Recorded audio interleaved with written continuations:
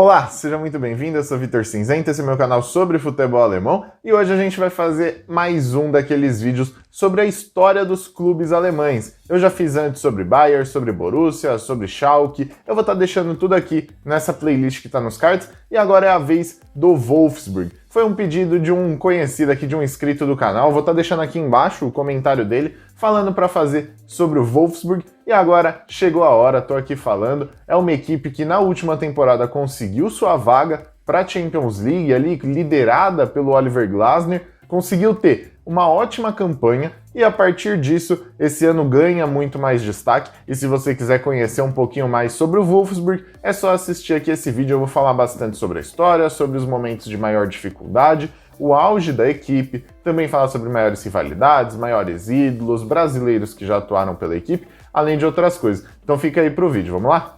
Bom, o Wolfsburg foi fundado no dia 12 de setembro de 1945 por um grupo de amigos que trabalhavam dentro das fábricas da Volkswagen. E aí, por meio disso, eles criaram ali um clube onde eles poderiam jogar bola, poder ter aquele momento de entretenimento, né? A cidade de Wolfsburg, ela foi criada por trabalhadores das empresas automotivas, principalmente da Volkswagen, em 1936. E aí, com isso, eles ficaram ali na região, determinaram esse nome de Wolfsburg e só conseguiram montar, né, o seu time de futebol depois do fim da Segunda Guerra, né? Como eu falei, em 1945. O único problema é que 3 meses depois, né, foi fundada em setembro, em dezembro a equipe passou por uma dificuldade muito grande, onde a maioria das pessoas que faziam parte do clube foram embora, e aí por conta disso acabou sobrando somente um jogador, e ele que manteve a casa ali de pé, Josef Maier.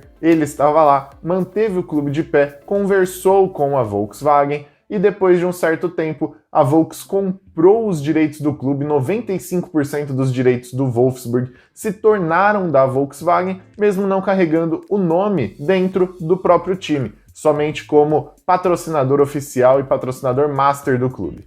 E bom, as cores, né, verde e branca, são bem típicas do Wolfsburg, acho que é um dos poucos times, né, além de Werder Bremen, que usa essas cores na Alemanha, e isso é muito característico lá de trás. Eles sempre utilizaram essas cores desde o começo. Desde lá atrás, quando Bernd Elberkisch, que era o treinador da equipe naquele primeiro momento, só tinha essas cores mesmo para vestir. Ele tinha ali 10 uniformes daquela cor, e aí entregou para os jogadores e falou, joga aí. E aí os calções foram feitos a partir de doações, né, lençóis doados, foram transformados em calções para que os jogadores pudessem atuar nas partidas, todos de calção branco e camisa verde, coisa que se mantém até hoje. E bom, a equipe sempre foi figurinha carimbada, desde a sua fundação até 1997, na segunda e na terceira divisão alemã. Até lá, nunca tinha disputado a primeira divisão do campeonato alemão e desde então segue na elite do futebol, segue ali na Bundesliga,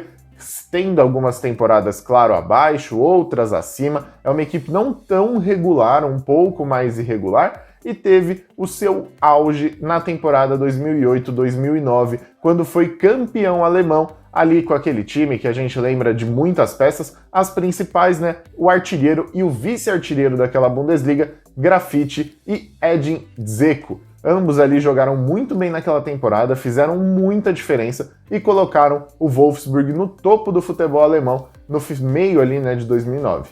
E bom, eu tentei buscar uma parte sobre as rivalidades do Wolfsburg e por ser sediado em uma cidade de puramente trabalhadores da Volkswagen, não tem nada de muito diferente na cidade, ele não tem tantos rivais locais. O que se aproxima mais disso, e foi o que eu consegui achar, é o Hannover 96 e o Eintracht Braunschweig, ambos que estão hoje na Bundesliga 2 e que não tem ali tanto enfrentamento com o Wolfsburg, então acaba sendo uma equipe que não tem tanto assim um rival, uma grande briga local, como é, por exemplo, Schalke e Borussia Dortmund, ou o próprio Bayern de Munique, 1860 Munique. Então não tem esse tipo de competitividade local, mas tem ali alguns times por aproximação que se tornam rivais. E eu andei pesquisando, né, por ser um time de uma história mais curta, um pouco mais recente, os jogadores são também muito recentes, viveu ali uma safra muito positiva e que gerou os principais títulos. Então, os maiores ídolos da história do clube são jogadores que jogaram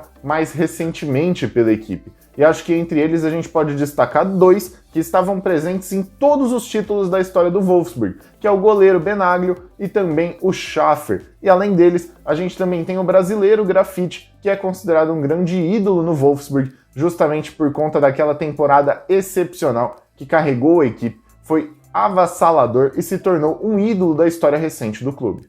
E como eu falei, além de ídolo, o goleiro Benaglio, que é suíço, é o jogador com mais jogos na história do Wolfsburg. São 321 partidas e isso deixa ele no topo dessa lista. Já na lista de artilheiros, como eu falei, é um clube com uma história muito pequena e sempre um clube de transição. Os jogadores chegam e vão embora, jogadores bons passam e saem, como foi o caso, por exemplo, do De Bruyne, que ficou uma temporada só no Wolfsburg. É um jogador muito bom, chega e logo já é vendido. Então, o maior artilheiro da história do Wolfsburg não tem nem 100 gols pelo Wolfsburg.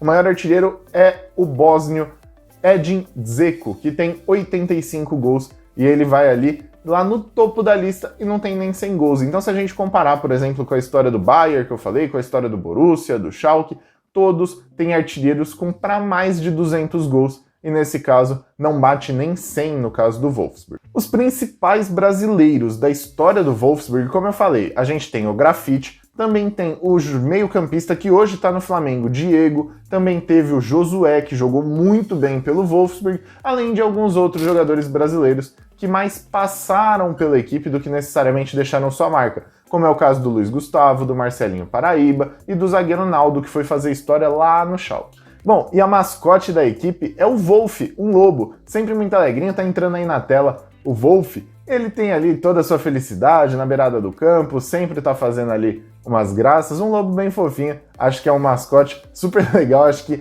nada comparado com o do Schalke, que é completamente esquisito. Bom, esse foi o vídeo, eu espero que você tenha gostado, espero que tenha curtido, ouviu um pouquinho mais sobre a história do Wolfsburg, sobre tudo o que aconteceu com essa equipe. É uma equipe de uma história mais recente, não tem tanta tradição quanto outras, mas demonstra um futebol muito bom, digno de segunda prateleira do futebol alemão, como a maioria dos clubes, né, se a gente for parar para analisar. Eu espero que você tenha gostado. Se você quer que eu faça sobre algum outro clube, deixa aqui nos comentários, igual o nosso amigo aqui fez, para que eu possa falar sobre o time que você torce, você conhecer um pouquinho mais sobre a história, maiores ídolos e tudo mais. Eu faço esse esforço aí para você, só deixar aqui nos comentários, tá certo? Muito obrigado e até o próximo vídeo. Valeu!